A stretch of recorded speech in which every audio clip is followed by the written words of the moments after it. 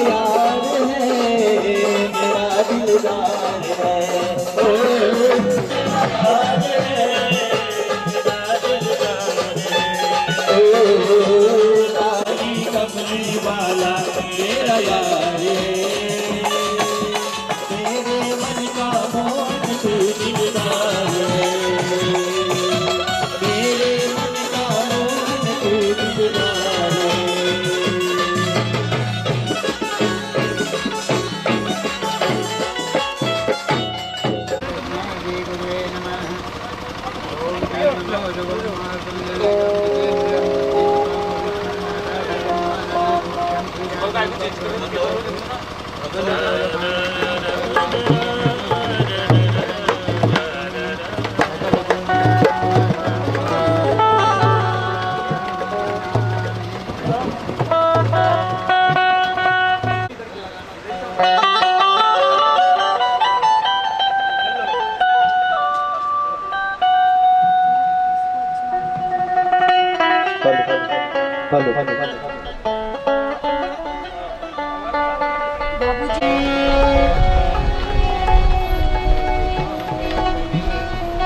Hello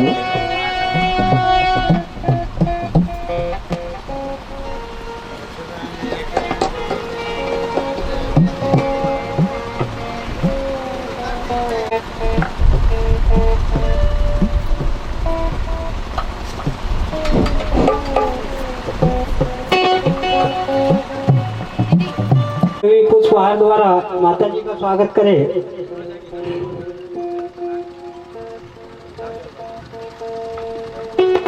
आदरणीय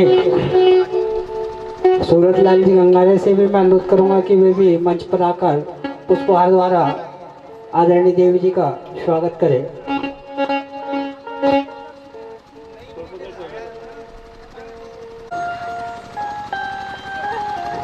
स्वागत की बेला में मैं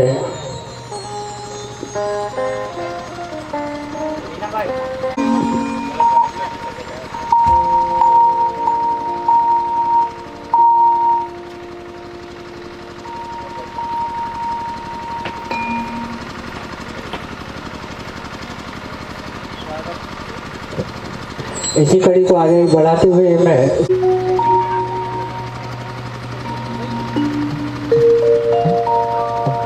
सलामे बाबूजी से मेरा अनुरोध है कि वे कृपया मंच के पास आने का कष्ट करें।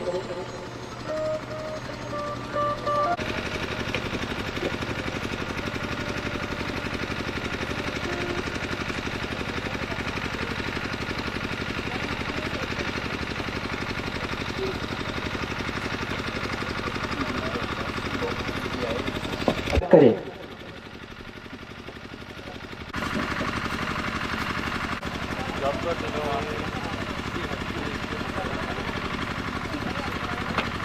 स्वागत की बेला को यहीं पर विराम देते हुए कार्यक्रम को आगे बढ़ाते हैं। धन्यवाद।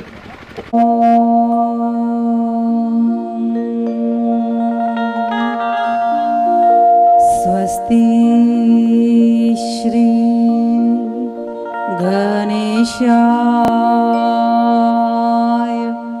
नमः। श्री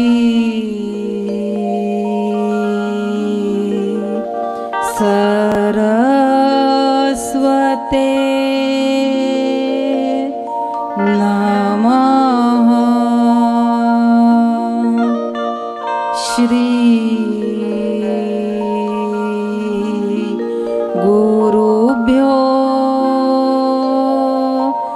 नमः। श्री सुरभ्ये नमः। ॐ नमो भगवते वासुदेवाय।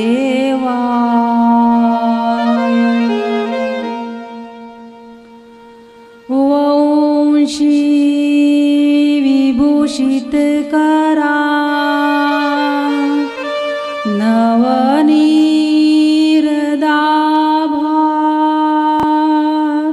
पीताम्बरा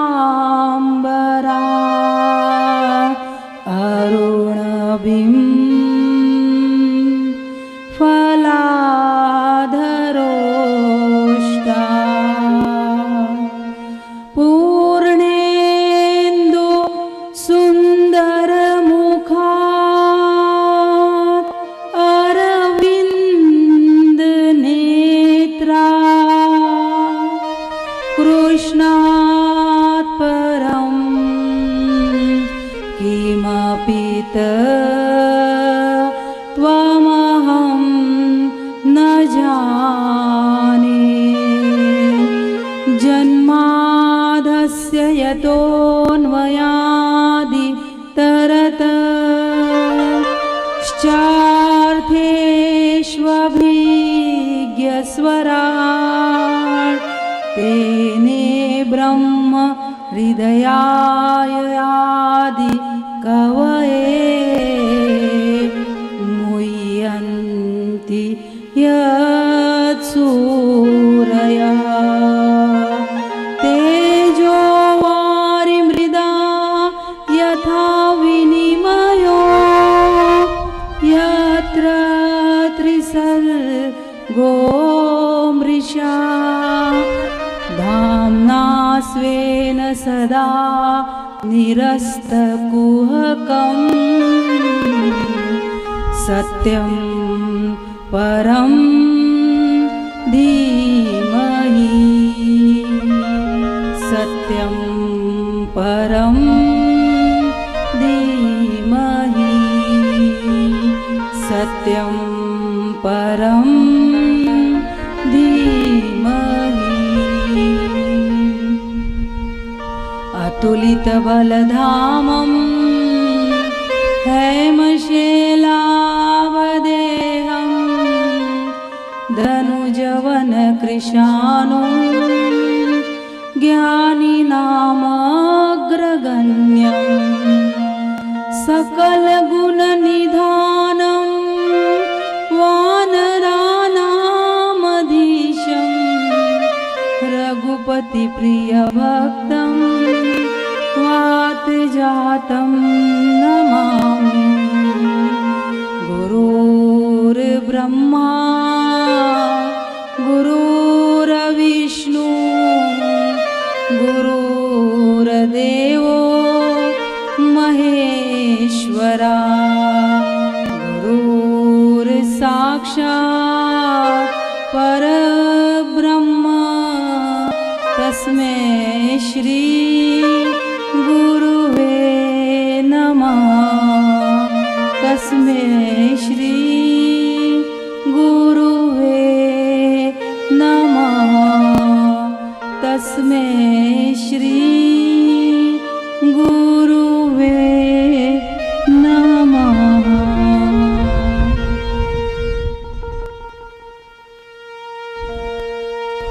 बोलिए श्री कृष्ण कन्हैया लाल की श्री रामचंद्र भगवान की श्री रुक्मिणी मात की श्री हनुमान जी महाराज की श्री सतगुरु भगवान की श्रीमद्भागवत महापुराण की गौ माता की श्री सुखदेव जी भगवान की सब साधु संतन की हरि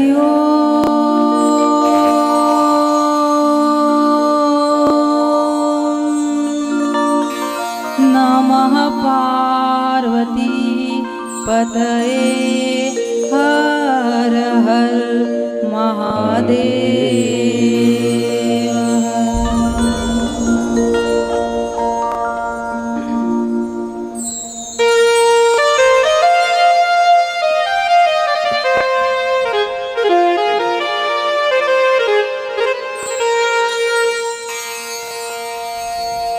श्री राधे गोविंद भज मन श्री राधे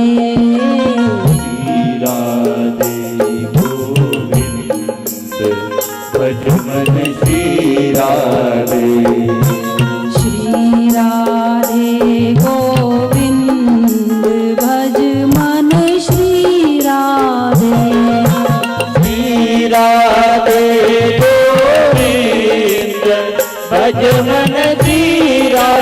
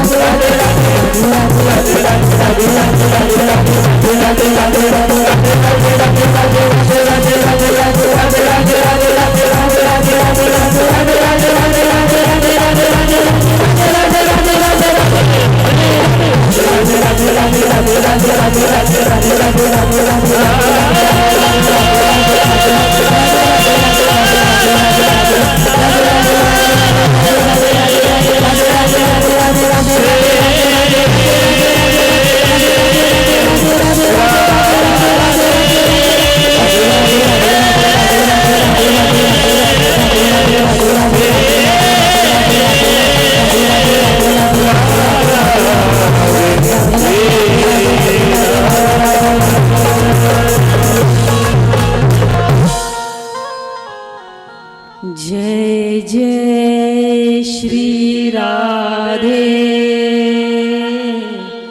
जय जय श्री राधे, जय जय श्री राधे।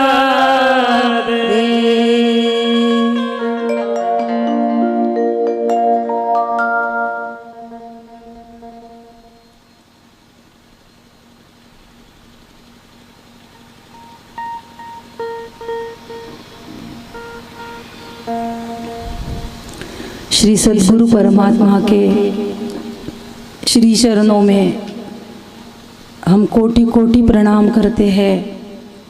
ब्राह्मण देवता के भी श्री चरणों में हमारा प्रणाम। और इस पवित्र और पावन भूमि पर विराजित सभी सद्भाविक सत्संग प्रेमी श्रोताओं को व्यासपीठ से हमारा प्रणाम। वैदिक वाङ्मय का सर्वोच्च सद्ग्रंथ श्रीमद् भागवत महापुराण भगवान श्री बालकृष्ण की वाङ्मयी मूर्ति श्रीमद् भागवत महापुराण के चतुर्थ दिवस की कथा में आप हम सभी प्रवेश करें। इस भागवत रूपी गंगा में धीरे धीरे भी क्यों न हो स्वयं को कृतार्थ करते हुए हम डुबकी लगाए और स्वयं के जीवन को कृतार्थ करें।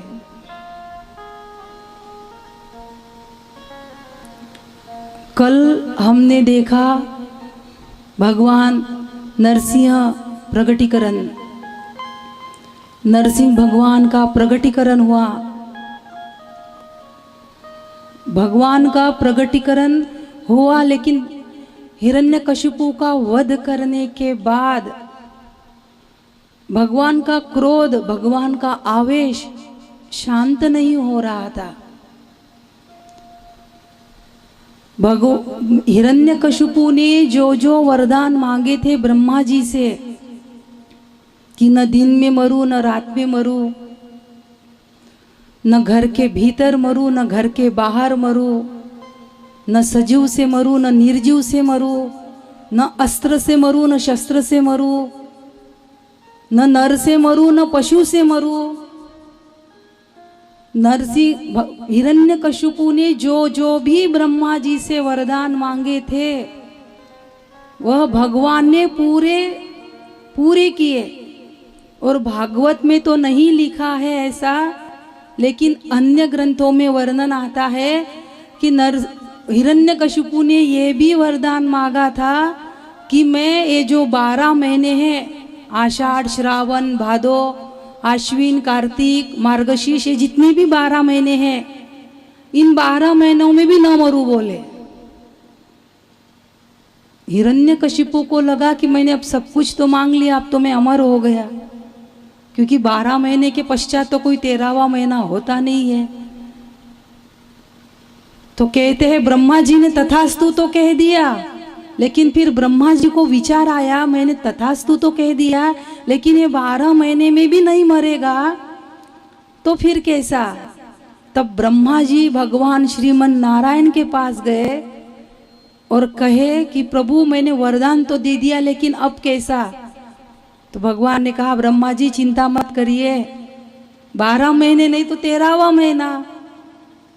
इसीलिए हर साल के जो 10-10 दिन कम होते हैं और जो तीसरे साल अधिक मास आता है, उस अधिक मास में, उस पुरुषोत्तम मास में, उस मल मास में भगवान ने 1 महीना और बढ़ाया। जो अधिक मास आता है, उस अधिक मास में भगवान ने हिरण्यकशिपु का, देख हिरण्यकशिपु न नर हो न पशु हो, आधा नर आधा पशु, नरसिंह हो।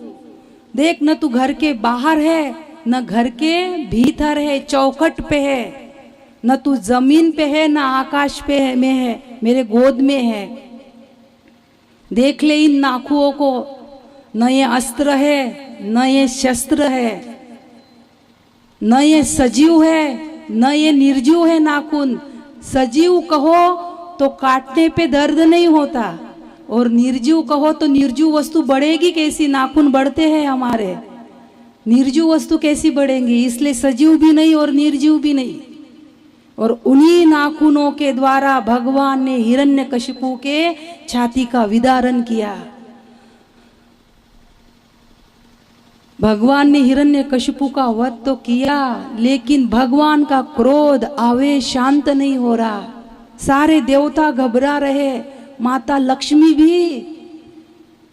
सारे देवता कहे लक्ष्मी जी से, माता ये आपके स्वामी हैं, आप जाइए इनका क्रोध शांत कीजिए। स्वाभाविक है, पत्नी सामने दिखे आंखों के तो पुरुष का थोड़ा क्रोध शांत हो जाता है, ये स्वाभाविक क्रिया है।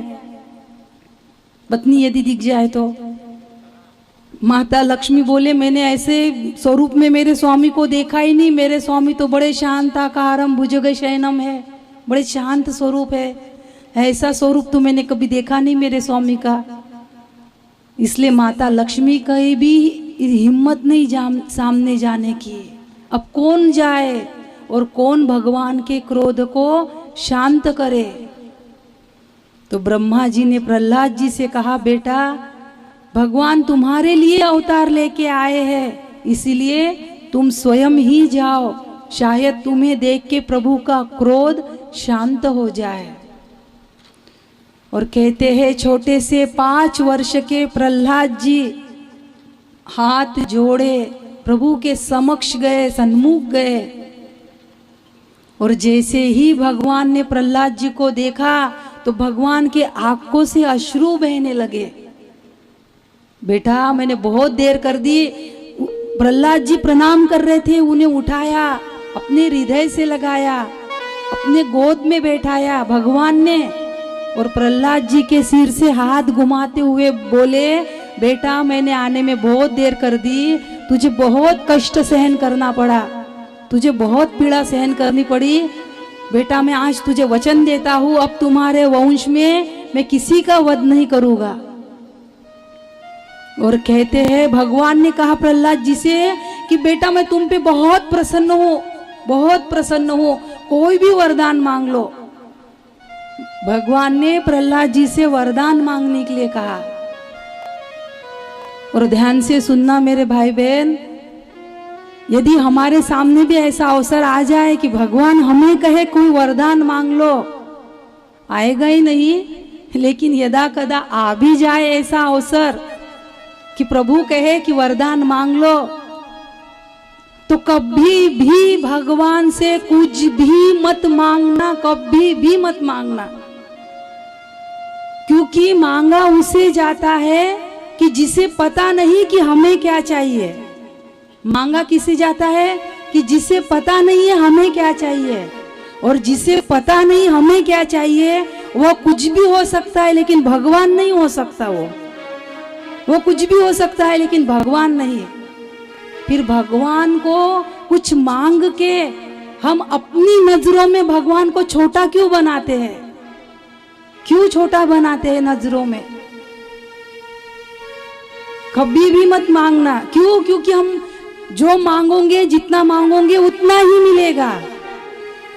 और यदि नहीं मांगे और प्रभु की भक्ति, प्रभु का स्मरण, चिंतन, भजन करते रहे तो भगवान वो देगा कि जो हमने सोचा भी नहीं, जिसकी कल्पना भी नहीं की हमने। क्योंकि मांगने का हमारा स्तर है, हमारा एक स्तर है मांगने का, और उसका देने का अपना स्तर होता है। वह जब भी देता है ना तो छप्पर फाड़ के देता है। ये नियति और ये अस्तित्व परमात्मा जब भी देता है छप्पर फाड़ के देता है, और जब भी लेता है तो थप्पड़ मार के लेता है। इसीलिए कभी कुछ मत मांगना। हमारे संतों ने यही कहा, हमारे महापुरुषों ने, हमारे संतों ने कहा, मांगन मरण समान है, मत मांगो कोई, मांगन से मरना भला, यह सद्गुरु की सीख। मांगन से मरना भला। कभी भी स्वयं के लिए जब भी मांगने का काम आए तो मांगन से मरना भला, अपने तन के काज। मांगन से मरना भला, अपने तन के काज, लेकिन परहित के लिए मांगना मन मत राखो लाज। परहित के लिए यदि मांगना है, सत्संग का आयोजन हो रहा है, किसी मंदिर का जीर्णोद्धार हो रहा है, या किसी गौर गरीब की सेवा करनी है, गौ माता की सेवा करनी है, यदि ऐसे कार्य के लिए यदि किसी के सामने हाथ फैलाना भी पड़े तो परहित के लिए मांगना मन मत राखो लाज। कभी कुछ नहीं मांगे। कबीर जी तो यहाँ तक कहते हैं अपनी खड़ी बोली में, कबीरा वो नर मर चुके जो नर मांगन जाए। कबीरा वो नर मर चुके जो नर मांगन जाए, उससे पहले वो मरे जा मुख निकसत ना है। उससे भी पहले वो मरे कि जिसके मुख से नहीं निकलता हो। ये कबीर जी की वाणी है, हमारी नहीं। और हमारे संत तो कहते हैं, तुकाराम जी कहते हैं, तुकाराम महाराज कहते हैं, काही मांगने आम्हा अनुचित। बस मांगना ही होगा तो हेची दान देगा देवा, तुझा विसरण व्हावा। तुझे भूलू नहीं परमात्मा, हेची दान देगा देवा, तुझा विसरण व्हावा। गुण गाईल आवडी, हेची माझी सर्व जोडी। न लगे मुक्ती धन संपदा, संत संग देई सदा। संत संग देना प्रभु देना ही होगा, तो बस तुझा विसरण व्हावा। हे मेरे नाथ, मैं आपको भूलू नहीं। स्वामी राम सुखदास जी भी कहते थे ना, थोड़ी थोड़ी देर में कहते रहो, हे मेरे नाथ, मैं आपको भूलू नहीं। भगवान के पास कम से कम देने के लिए कुछ है तो मुक्ति है। कम से कम देने के लिए कुछ है तो मुक्ति है, और ज्यादा से ज्यादा देने के लिए कुछ है भगवान के पास तो भक्ति है। ज्यादा से ज्यादा देने के लिए आज भगवान कह रहे हैं प्रहलाद जी से कि बेटा कुछ मांग ले, तू जो मांगेगा, तू ब्रह्मा का पद मांगेगा तो मैं तुझे ब्रह्मा बना दूंगा, तू इंद्र का पद मांगेगा तो मैं तुझे इंद्रासन दे दूंगा, जो चाहे वो मांग ले। प्रहलाद जी ने कहा, प्रभु मैं जो मांगूंगा वो मुझे दोगे? मैं जो मांगूंगा वो मुझे दोगे क्या? भगवान ने कहा, बिल्कुल बेटा, देंगे देंगे देंगे। 3 बार त्रिवार बोल दिया, देंगे। अब इंद्र बाजू में ही खड़ा था। इंद्र को लगा कि कहीं मेरा इंद्रासन न मांग ले, क्योंकि इंद्रासन के नट बोल्ट बहुत ढीले हैं। कोई थोड़ी सी तपस्या करे तो इंद्रासन हिलने लगता है। इंद्रासन के नट बोल्ट बहुत ढीले हैं। ब्रह्मा जी को लगेगा कि भगवान कह देंगे कि ब्रह्मा जी आज से प्रहलाद ब्रह्मा हो गया, तुम ब्रह्म पद खाली करो। खाली करना ही पड़ेगा। शिव जी कहे, मुझे कोई चिंता नहीं है, मेरा पद मेरा आसन कोई ले ले तो मैं तो स्मशान में रहता हूँ, भूत प्रेतों के बीच रहता हूँ। मेरा स्मशान का आसन कोई ले ले, मैं तो मेरा कमंडल उठा के निकल जाऊंगा। लेकिन प्रहलाद जी ने भगवान से क्या मांगा? क्या मांगा होगा भगवान से? प्रहलाद जी ने मांगा कि प्रभु यदि आप प्रसन्न ही हो और मुझे वरदान ही देना चाहते हो तो बस एक ही वरदान दो कि जीवन पर्यंत मुझे आपसे कुछ मांगने की इच्छा ही पैदा न हो। जीवन पर्यंत मुझे आपसे कुछ मांगने की इच्छा ही पैदा न हो। मैं जब तक जीऊं मैं आपसे कुछ भी न मांगू। ये वरदान प्रहलाद जी ने मांगा। और हम क्या मांगते हैं? हमारा क्या होता है? हम भगवान को छोड़ के भगवान से सब कुछ मांग लेते हैं। भगवान को छोड़ के भगवान से सब कुछ मांगते हैं। भगवान मेरा ऐसा कर दो तो मैं दाल बाटी चूरमा का प्रसाद चढ़ाऊंगा। भगवान मेरा ऐसा कर दो तो फिर मैं सोने का छत्र चढ़ाऊंगा, सोने का मुकुट चढ़ाऊंगा। ये कर दो, वो कर दो। ये एग्रीमेंट क्यों करते हैं हम परमात्मा से? परमात्मा कोई व्यापारी है, कोई डीलर है क्या? हमारा ये कर दो तो हम ये करेंगे, वो कर दो तो वो करेंगे। कोई व्यापारी है भगवान? ये एग्रीमेंट क्यों? अरे हमारा चढ़ाना है प्रभु को तो दिल खोल के चढ़ाइए ना। जरूरी है क्या कि ऐसा करेंगे तो ही हम चढ़ाएंगे, वैसा करेगा भगवान तो ही हम चढ़ाएंगे? कोई जरूरी नहीं ना। क्योंकि भगवान को सोने का छत्र, सोने का मुकुट और ये सब चढ़ा भी दिया तो हमें बताइए वो क्या रीझ जाएगा क्या परमात्मा? परमात्मा हमारे सोने से, हमारे लक्ष्मी से, हमारे विद्वत्ता से परमात्मा रीझता है ऐसा लगता है क्या? ना। अरे लक्ष्मी जिसके चरण दबा रही हो वैकुंठ में, लक्ष्मी ही जिसके चरण दबा रही हो, उसे हमारे 2 पैसे 4 पैसे रिझाएंगे क्या उसे? अरे हमारे भारत की करेंसी विदेश में नहीं चलती, वहां पे भी करेंसी बदलना पड़ता, तो वैकुंठ में चलेंगी क्या हमारे यहाँ की करेंसी? हमारे 4 किताबों का ज्ञान क्या उसे रिझाएंगा क्या? जाकी श्वास सहज श्रुति चारी, सो हरि पड़े यह कौतुक भारी। जिसके श्वास से 4 वेद निकले हो वह हरि पढ़ने गुरुकुल में जाता हो, ये तो कौतुक है उसके लिए। जाकी श्वास, हमारी विद्वत्ता, हमारा ज्ञान, हमारा पैसा, हमारी लक्ष्मी परमात्मा को रिझा नहीं सकती। परमात्मा को केवल और केवल एक ही बात रिझा सकती है, और वह कौन सी बात? राम ही केवल प्रेम प्यारा। हमारा प्रेम, हमारा भाव, ये ही परमात्मा को रिझा सकता है। ध्यान से सुनना, हम प्रथम दिन से कह रहे हैं कि हमारा प्रेम ही परमात्मा को रिझा सकता है, हमारा भाव ही परमात्मा को रिझा सकता है। भावना का भूखा हूं मैं, भावना ही एक सार है। भावना से मुझको जो भजे उसका बेड़ा पार है। भाव वाले भक्त का होता भगवान पे भी भार है, इसीलिए पर ब्रह्म का होता यहाँ अवतार है। इसीलिए उस पर ब्रह्म परा तत्व शक्ति का यहाँ अवतार होता है। भाव वाले भक्त का तो भगवान पे भी भार होता है। इसीलिए कभी भी कुछ मांग, हम मंदिर जाए ना तो केवल हम प्रभु का दर्शन करने के लिए जाए, कुछ मांगने के लिए नहीं। जैसे हम किसी के घर जाते हैं तो मिलने जाते हैं ना, कुछ मांगने जाते हैं क्या? किसी के भी घर जाए तो मिलने जाते हैं। तो बस ऐसे ही भगवान के दर पे जाए तो बस प्रभु का दर्शन करे, 10 मिनट बैठे प्रभु के चरणों में, प्रभु की आंखों से आंख मिलाकर देखे तो सही वो कुछ बोलता है हमारे साथ। बस प्रभु आंखों में आंख डालकर 10 मिनट प्रभु के चरणों में बैठे, सुकून मिलेगा, शांति मिलेगी।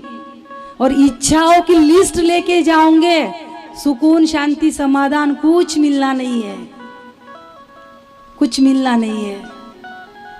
हम सब कुछ करते हैं, पूजन करते हैं, वंदन करते हैं, आराधना करते हैं, लेकिन हमारे यहाँ पूजन वंदन आराधना सब सकाम होती है, कुछ न कुछ इच्छाओं को लेके होती है। इसीलिए प्रहलाद जी ने एक ही बहुत सुंदर मांगा, प्रभु जब तक जीव कुछ मांगने की इच्छा ही पैदा न हो। और हम भी बस ऐसा ही जीने का प्रयास करें कि सारे नियम टूटे, सारे धर्म छूटे, लेकिन मेरे मालिक की तारी न टूटे। सारे नियम टूटेंगे तो चलेगा, सारे धर्म छूटेंगे तो चलेगा, लेकिन 2400 घंटे मेरे परमात्मा का स्मरण की तारी वो नहीं टूटना चाहिए, वो नहीं टूटना चाहिए। नियम निभाए, हम नियम का विरोध नहीं करते, लेकिन नियम निभाते निभाते केवल नियम ही निभाते मत रहना, नहीं तो एक दिन ऐसी कट्टरता आती है हम में, बस नियम रह जाते हैं, परमात्मा हवा हो जाता है। नियम निभाए कोई गलत चीज नहीं है, लेकिन नियम निभाना यानी पहली दूसरी तीसरी कक्षा, अब पहली दूसरी तीसरी कक्षा में बैठे रहना क्या, कभी तो यूनिवर्सिटी की पढ़ाई में भी जाना, कभी तो परमात्मा से प्रेम करके भी देखना।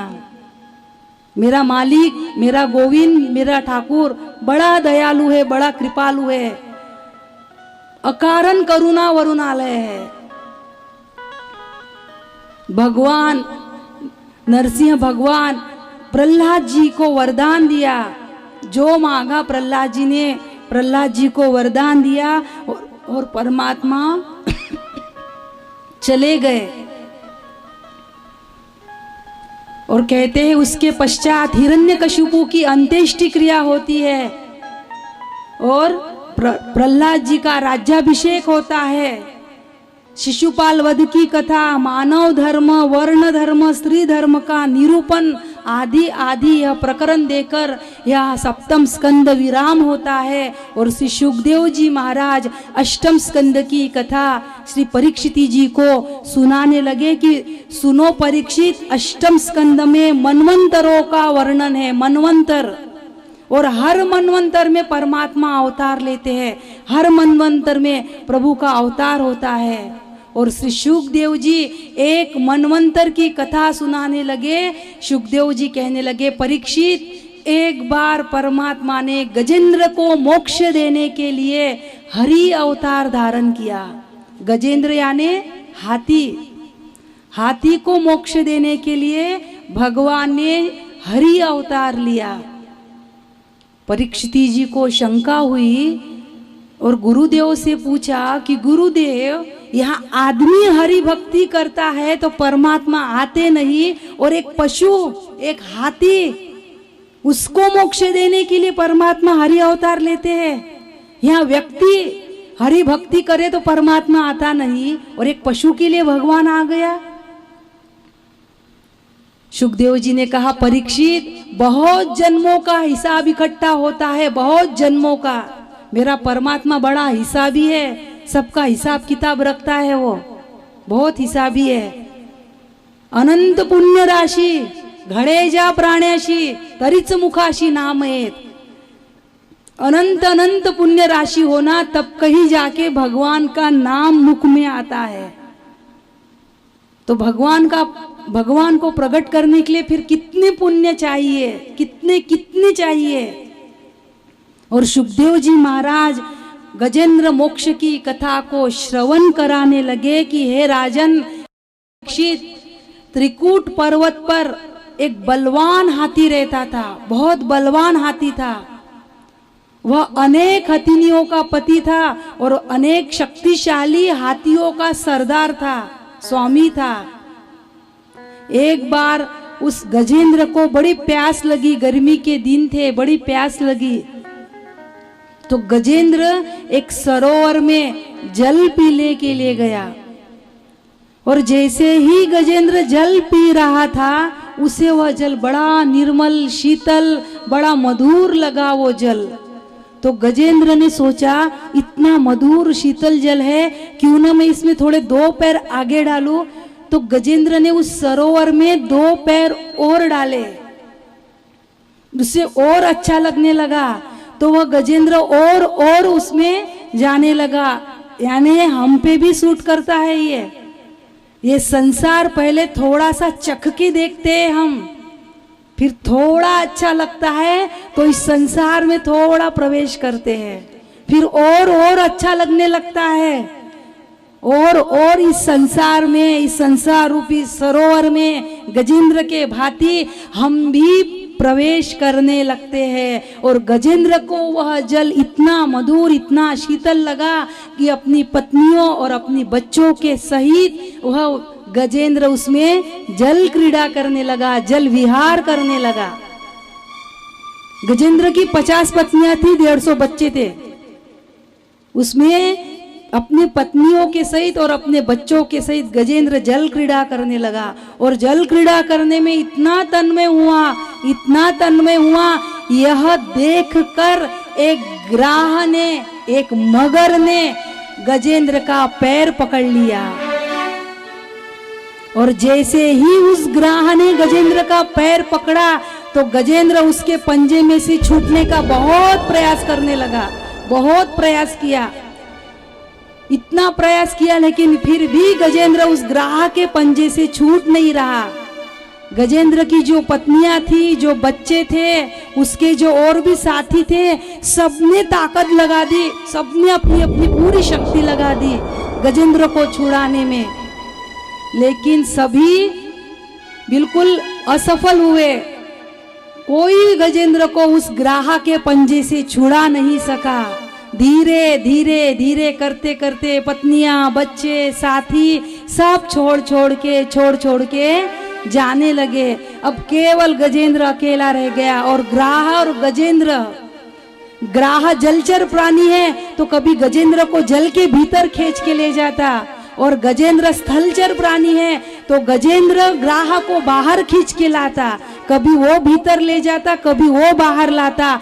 ऐसा करते करते उन दोनों को लड़ते लड़ते, भागवत में लिखा है 1000 वर्ष बीत गया।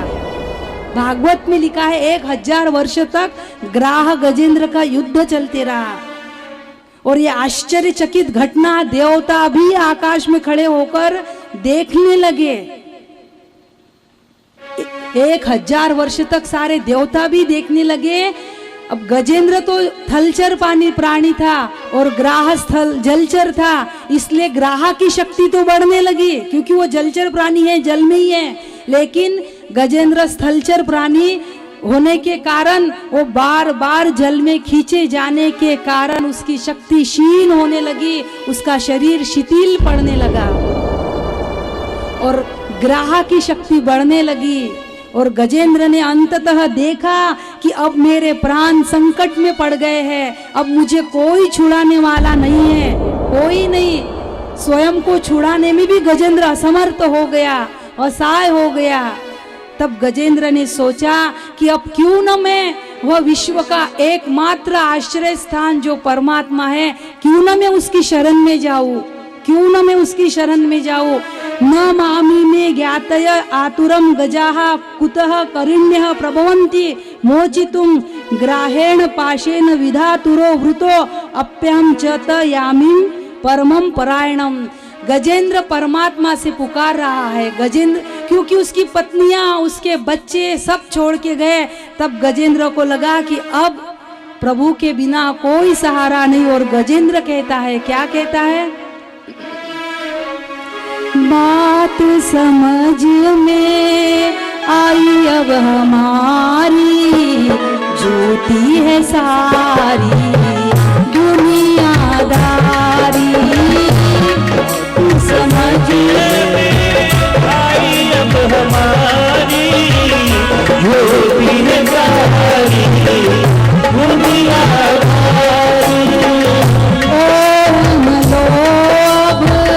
परीक्षा हमारी आए शरण अब प्रभु हम तुम्हारी।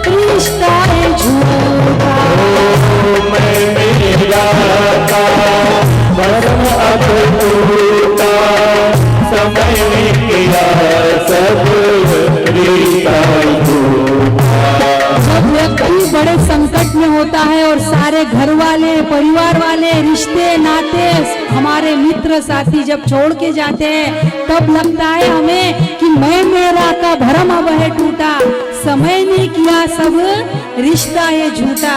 तब परिचय होता है मेरे भाई बहन।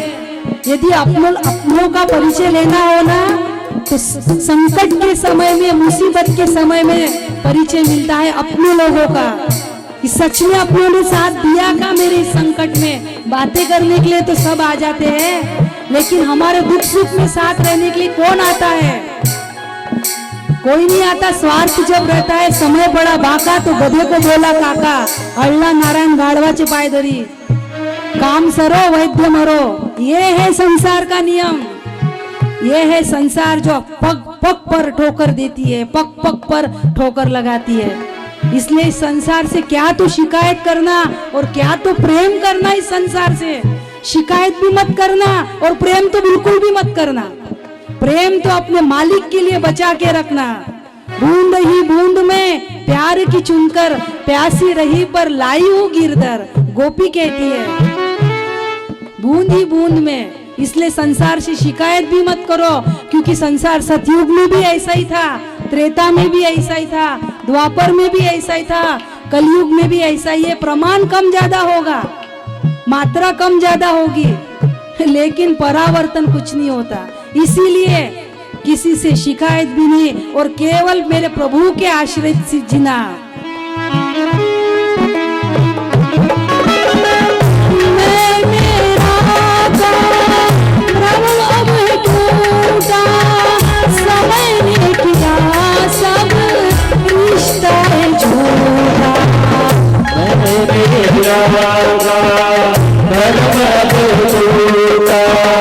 समय ने किया सब रिश्ता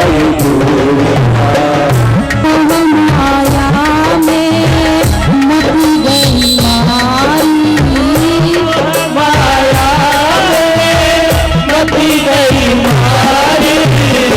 आए शरण प्रभु हम तुम्हारी, आए शरण प्रभु हम तुम्हारी।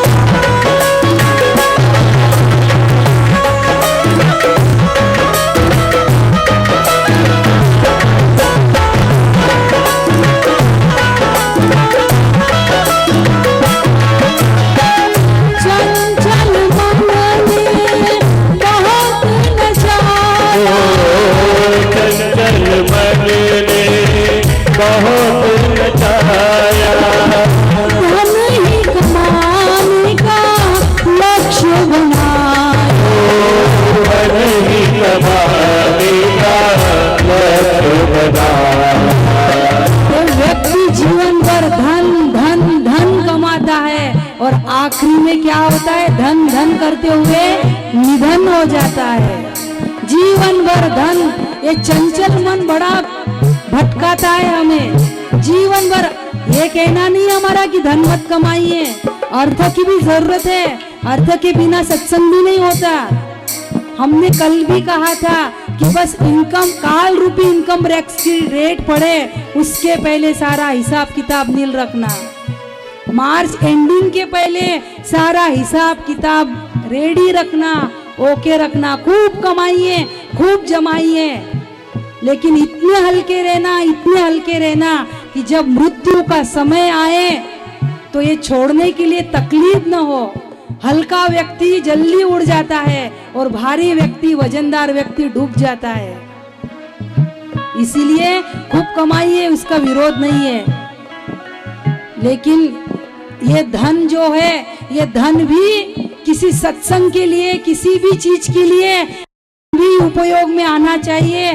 धन की शुद्धि ही दान से होती है, धन की शुद्धि ही दान से होती है। प्रथम गति है धन की दान, द्वितीय है भोग और तृतीय है नाश। तुम यदि दान नहीं करोगे तो भोग करोगे, भोग नहीं करोगे तो नाश होना ही होना है। लक्ष्मी चंचल होती है, आज हमारे पास कल किसी और के पास।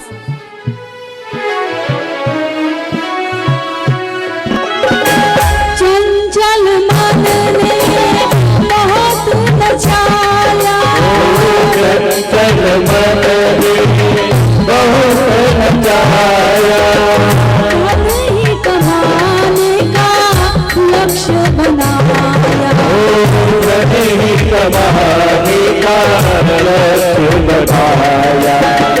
चैन कराउड़ी नींद हमारी, चैन कराउड़ी नींद हमारी, आए शरण प्रभु अब हम तुम्हारे, आए शरण प्रभु अब हम तुम्हारी।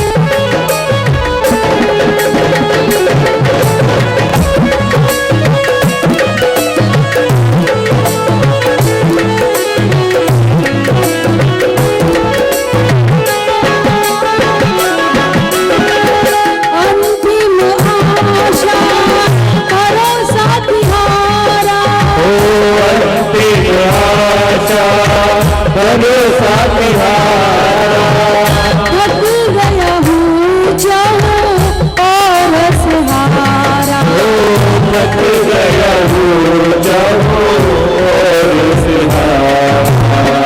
दृष्टि दया की करो मंगलकारी, दृष्टि दया की करो मंगलहारी, आए शरण प्रभु हम तुम्हारे, आए शरण प्रभु हम तुम्हारी। बात समझ में आई अब हमारी, आई अब हमारी, झूठी है सारी दुनियादारी, झूठी है सारी दुनियादारी, झूठी है सारी दुनियादारी।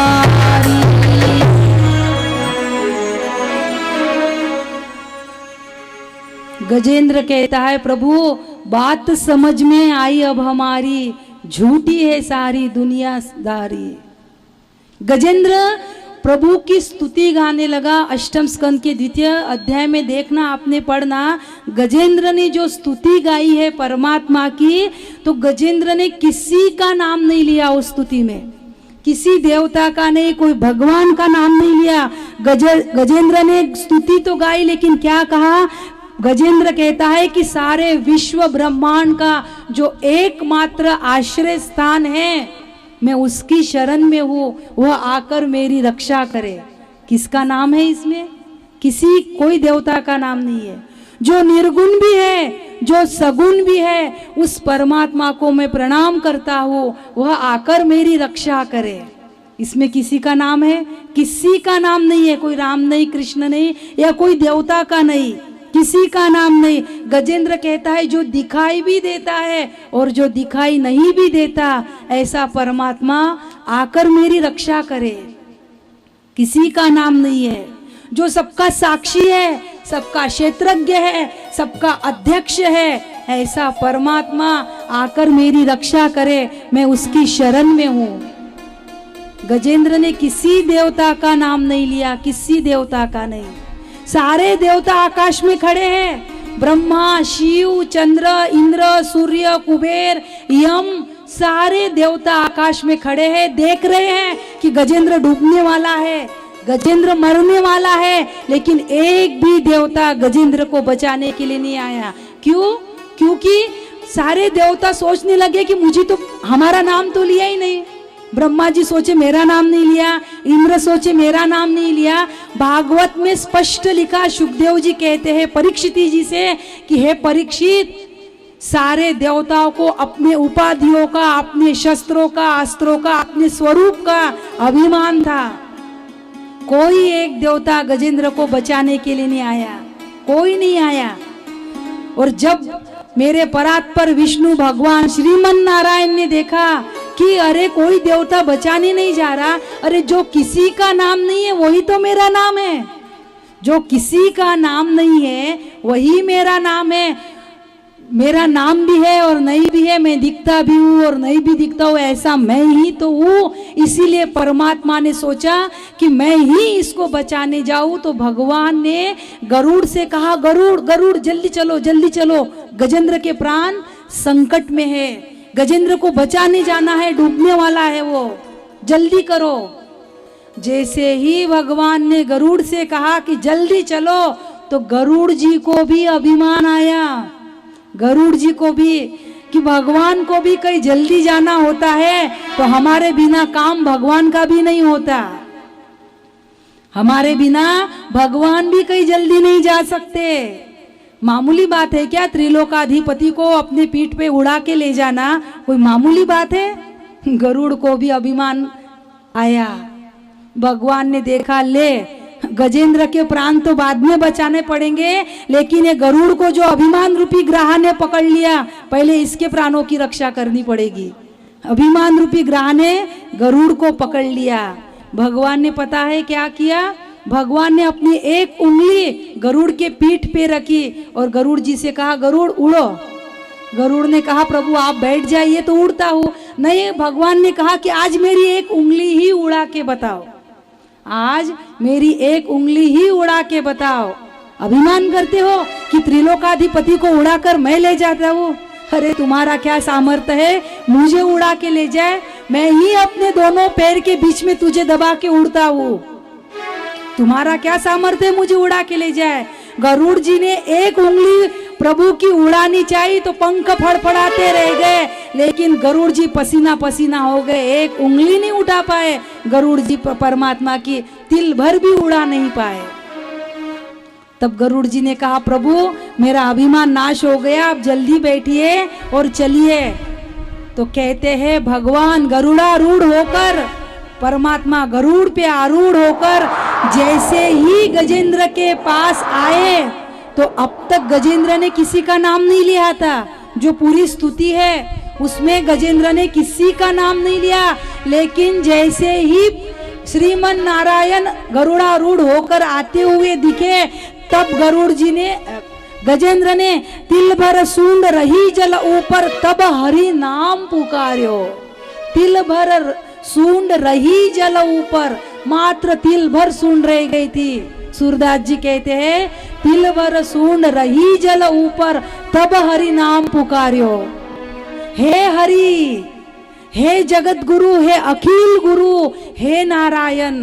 तब गजेंद्र ने परमात्मा का नाम लिया, हे हरि, हे नारायण, हे अखिल गुरु। और कहते हैं कि वहां गजेंद्र के पास एक कमल का पुष्प आ गया। हमने संतों से सुना है कि उस कमल के पुष्प को महालक्ष्मी माता ने भेजा था, बेटा परमात्मा आ रहे हैं, परमात्मा को कुछ तो चढ़ा, कुछ तो अर्पण कर। इसीलिए कमल का पुष्प महालक्ष्मी माता ने भेजा था। गजेंद्र ने उस पुष्प को अपने सुंड में लिया और सुंड को ऐसा ऊंचा किया प्रभु को चढ़ाने के लिए, तो भगवान ने गजेंद्र की सुंड पकड़ के उसको ऊपर खींचा। और जैसे ही गजेंद्र को ऊपर खींचा तो गजेंद्र के साथ में वह ग्राह भी ऊपर चढ़ के ऊपर चला आया। भगवान ने उस ग्राह का वध किया, उसे परमात्मा ने वध करके उसको मुक्त किया। भगवान के हाथ से मरना भी मुक्ति है और भगवान के हाथ से बचना भी मुक्ति है।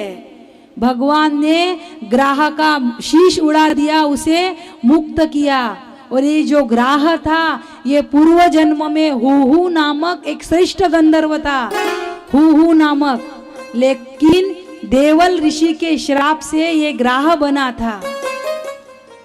ग्राह का वो शरीर छूटा, अपने गंधर्व स्वरूप में ग्राह आए, भगवान को प्रणाम किया, भगवान की परिक्रमा की और उस गंधर्व ने अपने लोक की यात्रा की। और गजेंद्र भी पूर्व जन्म में द्रविड़ देश का पांड्यवंशी राजा इंद्रदुम्न था। द्रविड़ देश का पांड्यवंशी राजा इंद्रदुम्न बड़ा भगवान का श्रेष्ठ उपासक था, प्रभु की खूब भक्ति करता था। लेकिन अगस्त ऋषि ने श्राप दिया कि जा इंद्रदुम्न गज योनि को प्राप्त हो जा। अगस्त ऋषि के श्राप से राजा इंद्रदुम्न गज योनि को यानी हाथी की योनि को प्राप्त होता है। लेकिन पूर्व जन्म में किया हुआ भजन, किया हुआ साधन कभी विफल नहीं होता मेरे भाई बहन। हम जो भी करते हैं ना इस जन्म में, हमने जितना भी किया है तो इस जन्म का उतना पुण्य लेके हम अगला जन्म लेते हैं। यदि इस जन्म में हमने 1 लाख राम नाम लिया तो अगले जन्म में 1 लाख तो सेव रहेगा, 1,01,000 से शुरू होगा। किया हुआ भजन, किया हुआ साधन कभी व्यर्थ नहीं जाता। पूर्व जन्म में जो किया था इंद्रदुम्न ने, आज वही पुण्य फल उदित हुआ।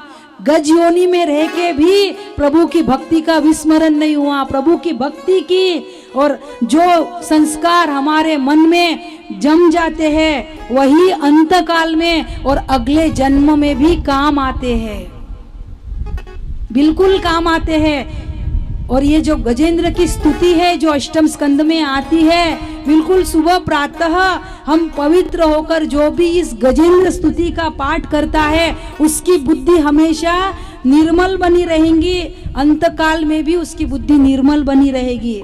श्री हरि का स्मरण होगा और इस स्तुति का पाठ मनुष्य को संकट से बचाता है, संकट से छुड़ाता है। और यह स्तुति दुस्वप्न के फल से भी हमें बचाती है, ऐसा इस स्तुति के अंत में लिखा है। इसीलिए गजेंद्र के भांति ही हम दीन होकर प्रभु की स्तुति गाए, प्रभु का स्मरण करें। श्री सुखदेव जी भगवान